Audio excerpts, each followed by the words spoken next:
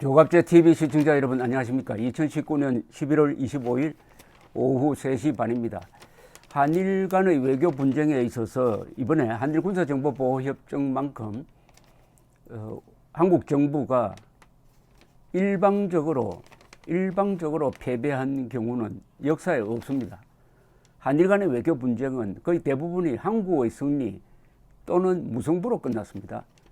한국이 승리할 수 있었던 것은 한일 간 분쟁이 생기면은 한국 정부 편을, 한국 국민 편을 드는 사람들이 많았습니다. 일본 안에서도 이른바 진보적 지식인이라고 하는 사람들이 거의 대부분의 경우 한국 편을 들었습니다. 그리고 미국이 한국 편을 드는 경우가 많았습니다. 미국 편에서는 한미 동맹군이 휴전선에서 주둔하고 있으므로 일본은 국방 예산을 GDP의 1%만 쓰고도 자유와 번영을 누리고 있는 거 아니냐, 말하자면 안보 무임승차를 하고 있지 않느냐, 이런 관점에서 항상 한국 편을 들었던 것입니다. 그런데 이번은 완전히 반대가 됐습니다. 한일 군사정보보호협정 파기를 선언한 지난 8월의 문재인 대통령의 결정에 누가 영향을 주었느냐? 물론 본인이 책임져야죠. 영향을 준 참모들이 누구냐 하는데 분노하는 국민들이 늘고 있습니다. 한국이 어떻게 일본에 이렇게 당하느냐, 일본 언론은 아베 수상의 말을 인용을 하면서 아베 수상이 압승하고 그 말은 문재인은 완패했다는 뜻인데, 여기 대해서 정의용 안보실장은 자기 일처럼 화를 내면서 그게 아니다, 우리가 판정승했다고 했는데, 판정승했다는 말이 약하게 들립니다. 우리도 완성했다고는 할 수 없으니까 판정승과 완성의 비교를 해보면은 일본이 이겼다는 거죠. 여기 스코어를 누가 적어놨습니다. 오늘 문화일보가 이렇게 정리를 했습니다. 한국 정부 지소미아 종료 카드 득실, 이런 것이 많아요. 하나, 둘, 셋, 넷, 다섯, 6개 얻은 것 하나입니다. 이런 것이 뭐냐? 한미 간의 신뢰가 훼손되었다. 즉 한일 간의 분쟁을 안보 문제로까지 확대시킴으로써 미국이 화를 내기 시작했다. 이것은 미국의 국가 안전 보장 이익에 관한 침해다. 즉 한미일 동맹이 동북아시아에서 북한과 중국을 견제하는 가장 중요한 기구인데, 그 동맹이 작동하려면 정보 교류가 되어야 하는데, 한일 간 정보 교류가 막히면 한미일 동맹이 작동할 수 없다. 따라서 이것은 중국 견제하는데도 매우 불리하다라면서 화를 내는 것, 이렇게 함으로써 지소미아 종료 선언 이후에는 말이죠, 이후에는 이게 한일 갈등이 아니라 한미 갈등으로 바뀌어버리고 말았습니다. 여기에 문재인 정권의 결정적 패착이 있었습니다. 이렇게 하면은 일본만 밀어붙일 줄 알았는데, 미국이 이것은 우리의 문제다 해가지고 팔을 거듭 붙이고 나왔던 것입니다. 이걸 예상 못했다는 게 말이 됩니까? 이미 이 이야기가 나올 때부터 7월부터 미국에서는 계속 경고를 했습니다. 만약 지소미아를 파기하면은 미국의 등을 돌린 걸로 간주하겠다. 그거 다 무시하고 파기선언을 했더니 결국 미국이 개입하면서 한국이, 문재인 정부가 꼬리를 내렸다 이거죠. 그 다음 두 번째 이런 것, 미국의 주한미군 방위비 분담금 인상 등 압박이 예상된다는 거죠. 이렇게 되니까 트럼프 행정부도 이제 한국 봐줄 필요 없다, 한국에 대한 정념이가 떨어졌다, 그러니까 마음 놓고 10억 달러 전후 등 방위비 분담금을 연 50억 달러 달라고 무리하게 압박을 한다. 여기에 저항할 수 없게 되었다, 이런 이야기입니다. 세 번째가 한미일 동북아 안보 협력 와해 위기를 불렀다. 네 번째가 지소미아를 둘러싼 국내의 정치적 분열이다. 조사를 해보면은 지소미아 파기 지지한다는 사람이 50%, 반대가 30% 되는데, 이걸 믿고 총선용으로 또는 조국 듣기 위해서 한번 해보았더니 결국은 국제적 압박을 견디지 못하게 되었다 이거죠. 이 계급투쟁론적 생각을 가지고 있는 사람들이 집권을 하면 그게 계급 독재로 가는데, 계급 독재가 무너지는 경우가 두 차례가 있습니다. 국내적으로는 그 계급적 독재 세력보다 훨씬 더 강한 물리력을 가진 집단이 나왔을 때, 그리고 국제적으로는 도저히 감당할 수 없는 국제적 힘의 균형이, 힘의 문제가 발생했을 때입니다. 이번에는 후자에 속하죠. 그 다음에 다섯 번째, 강제징용 피해자들의 집단 반발일 가능성이 있다. 그 다음에 여섯 번째, 일본의 수출 규제 조치는 변화가 없다.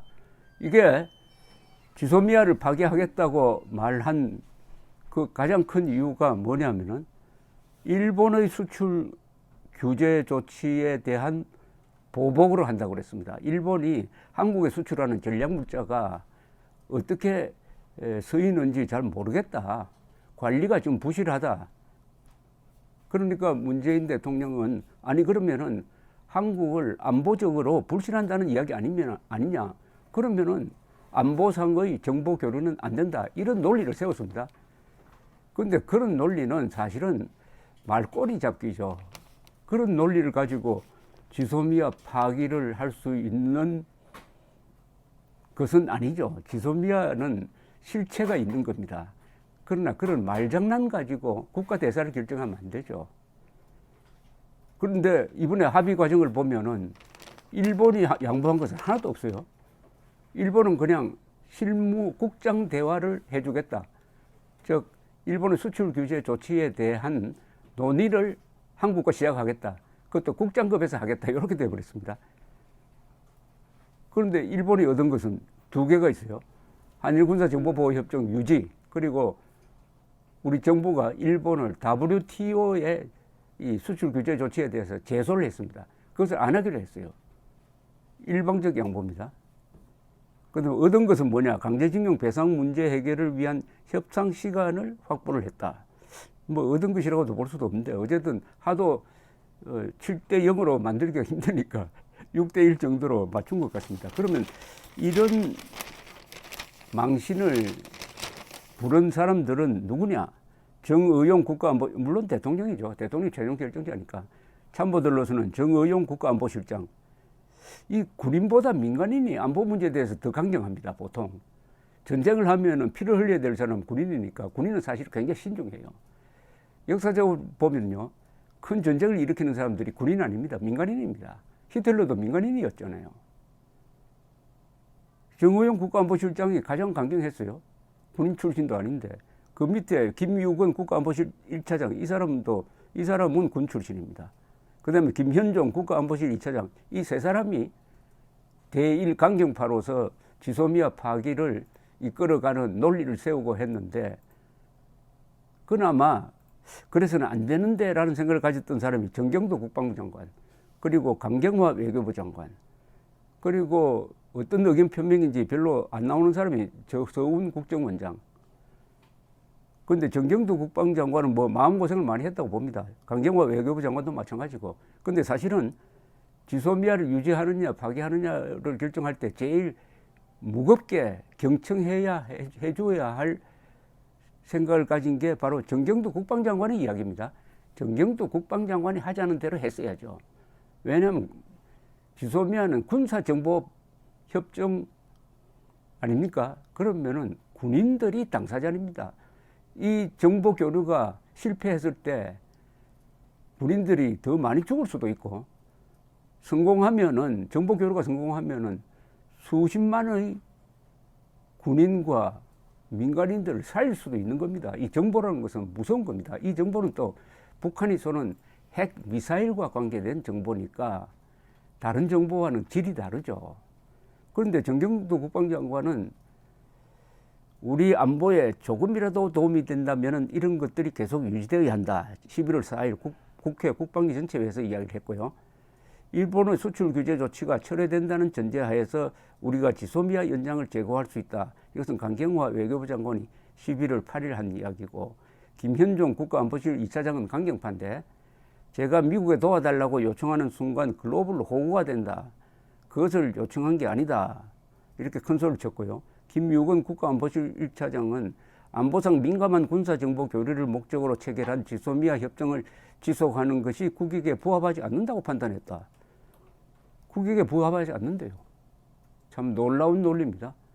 아니, 정보 교류를 해가지고 우리가 얻을 정보가 많은데 그게 국익에 도움이 안 된다면은 무슨 배짱으로 이런 이야기를 하는지. 그래 놓고 정부는 언제든지 지소미아의 효력을 종료할 수 있다는 전제하에 지난 8월 23일 종료 통보의 효력을 정지한다. 지난 금요일 날 지소미아 조건부 연장 발표를 하면서도 요렇게 단서를 달았습니다. 마치 조건부로 하듯이 언제든지 효력을 종료할 수 있다. 이걸로 해가지고 이제 면피를 하려고 한 거죠. 정의용 국가안보실장이 제일 문제가 많습니다.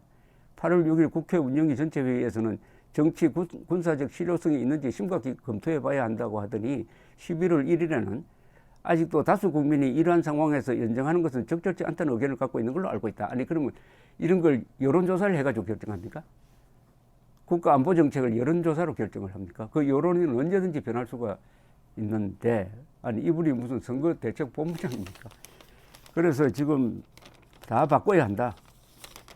최소한 강경파 세 사람은 그만둬야 되고 강경화 외교부 장관과 정경두 국방장관도 책임져야 합니다.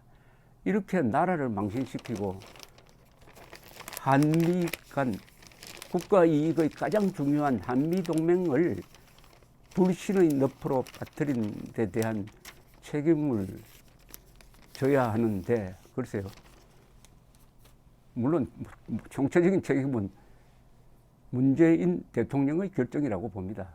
그렇다면은 문재인 대통령이 스스로 물러나든지 아니면 이 책임자를 물러나게 하든지 해야 이 외교 참사에 대한 수습이 가능하지 않을까 이렇게 생각됩니다. 감사합니다.